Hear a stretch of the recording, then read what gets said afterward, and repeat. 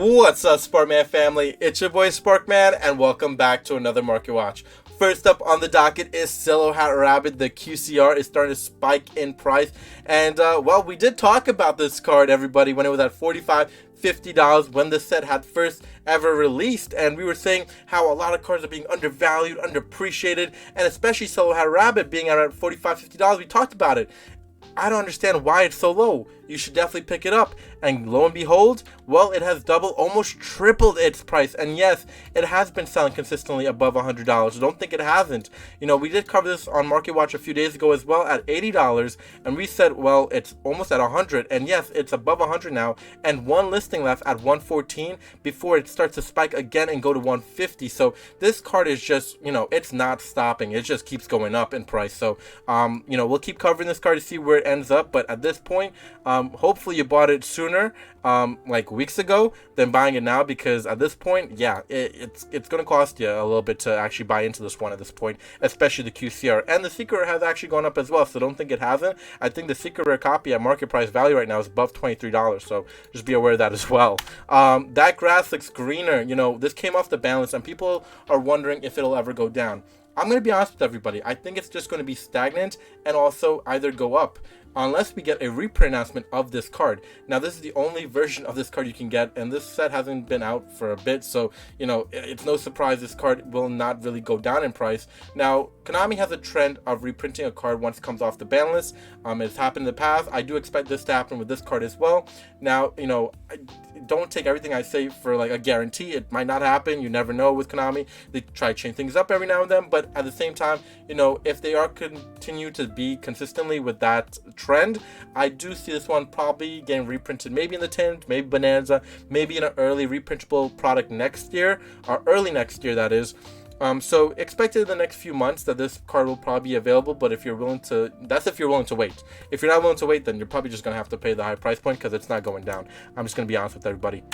Okay, Snake Eyes Flamebird Dragon. This one was under $3 right before the ban list, and now has spiked above $6. And it's no surprise with this one, right? We all thought it was going to get hit on the ban list. It hasn't, so obviously it has started to go up in price. Evenly Matched is around $37, $35 not too long ago, but now closer to our price point at $50. So hopefully you picked it up sooner, and I would be kind of shocked if you didn't, because Evenly Matched is a great card, and yeah.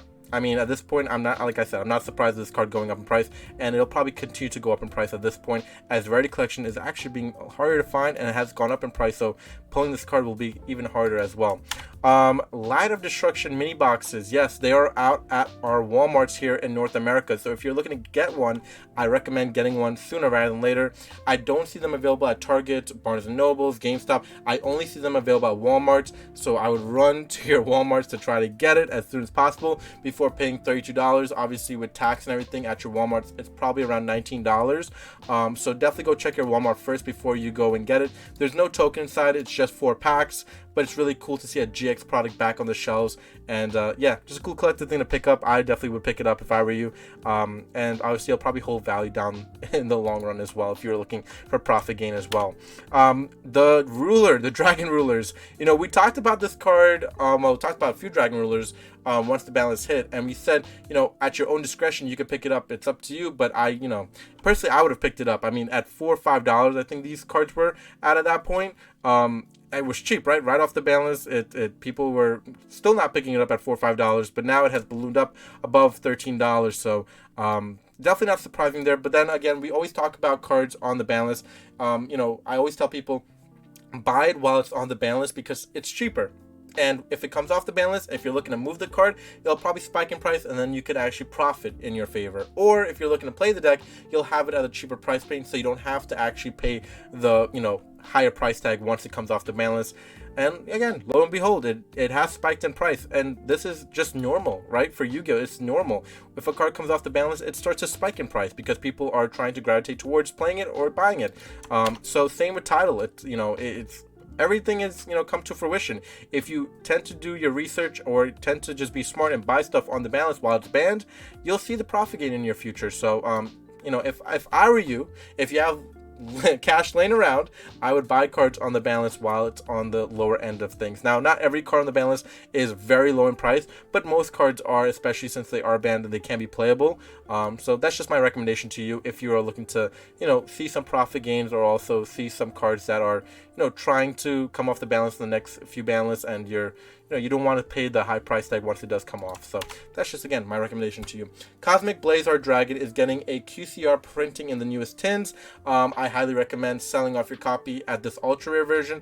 I don't think the ultra rare is really going to maintain its value compared to a QCR, which is technically a higher rarity. Obviously, people could debate this and be like, oh, but the ultra rare is really cool printing. It's like the first really high printing of this card. Sure, but at the same time, it's an ultra rare. It's not anything special. It's not a secret rare, right? It's not really a ghost rare. It's nothing like that. It's an ultra rare. I just don't think that's going to really maintain its value. So I would definitely get rid of your copies while you can. Versus, if you going ahead and picking up a QCR is definitely gonna be better, in my opinion. More shinier, right? Shiny cardboard. Now we do have 3 announcements of cards that's going to be in the tins. We have Thea the Primal Being. This is like a Nibiru 2.0. Not entirely sure how I feel about this one. I don't feel like it's as good as Nibiru, but I guess it can do some things. Mine Cathlin, it's not bad. I don't know. I'm not really fancying these 3 cards that have now been announced onto the tins as like our NA exclusive cards. Heavy Polymerization looks cool. They all look great. I just don't think they're ever going to be really that effective compared to maybe the first iteration of Nibiru. Heavy Polymerization does look like it can do some things in certain decks. I do think that it probably has playability in here and there in certain archetypes decks. People were saying Cyber Dragons and everything like that, so maybe, but who knows? We'll see once time comes and if these cards are going to be as playable as the other NA exclusive we've had in years past as well. I actually wanted to go over one more thing as well. Now, a fellow YouTuber, if you don't know him, I would actually be surprised, House of Champs, posted something on Twitter. He's the Market Watch person, someone that I look up to and I learned a lot from doing Market Watches, actually.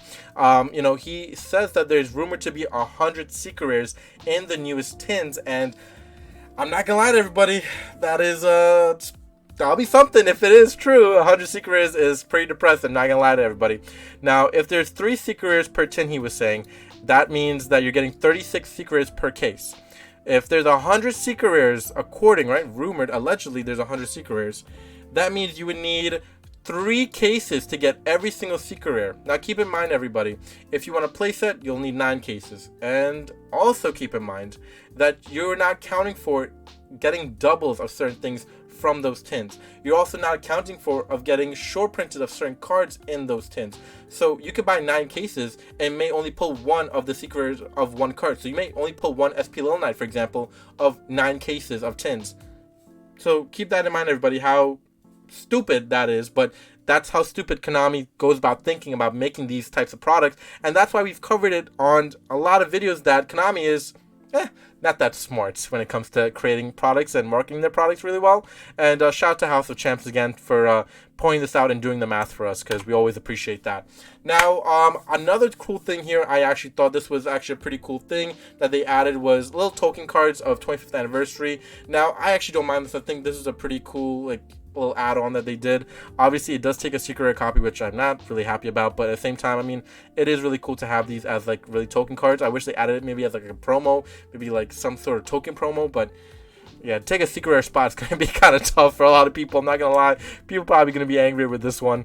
And then I also wanted to go over the new structure deck. Obviously, it's not here in the TCG yet. It's in the OCG, the Blue Eye structure deck. It's actually pretty pricey. I'm not gonna lie to everybody. I'm actually pretty surprised about this one. $35 for a structure deck is actually pretty wild. Considering that you're not even paying for shipping yet. That's another $4. So yeah, pretty out there in price, everybody. So if you do want the OCG structure deck to take a look at the newest Blue Eye structure deck, you're gonna have to pay a pretty penny. I also want to take a look at Bear Walker. The skateboards have actually been pretty crazy in terms of picking them up. They've been pretty, I would say, on the lower end of things as well. The price point actually been pretty good. Obviously, the shipping is, it's pretty out there as well. I mean, you have to pay a little bit of an arm and a leg for shipping, but it's kind of obvious with the skateboard and obviously with shipping fees and UPS and USPS being kind of crazy with the shipping fees these days. I'm not totally surprised about that. But yeah, I mean, for the most part, you know, everything is pretty much priced affordably to what it's worth, right? You know, certain things it's harder to pull than others, so they're priced a little bit more. I think a certain Millennium stuff has been pulled as well. I'm not sure how much people would be willing to sell it or if they're willing to sell it, but that'll probably be up there in price as well. So, you know, keep that in mind, that there are some Millennium pieces that have been pulled, and if they do go up for sale, expect that to be closer to the price point above $2,000 or more. So don't think that you're going to get that one for a cheaper price point as well. It's a 1 out of 1, and it's a really rare copy, and people are trying to hunt for them as well. And that's about it for Market Watch. I hope you guys enjoyed. Silhouette Hat Rabbit is going to be something we keep our eye on as well, but we'll see where this one goes as time moves forward. But that's about it for Market Watch. I hope you guys enjoyed. Leave your comments down below. I want to hear what you have to say, what cards we should go over, any cards we missed. And yeah, we'll catch you next one. Please subscribe and comment, and peace out, YouTube.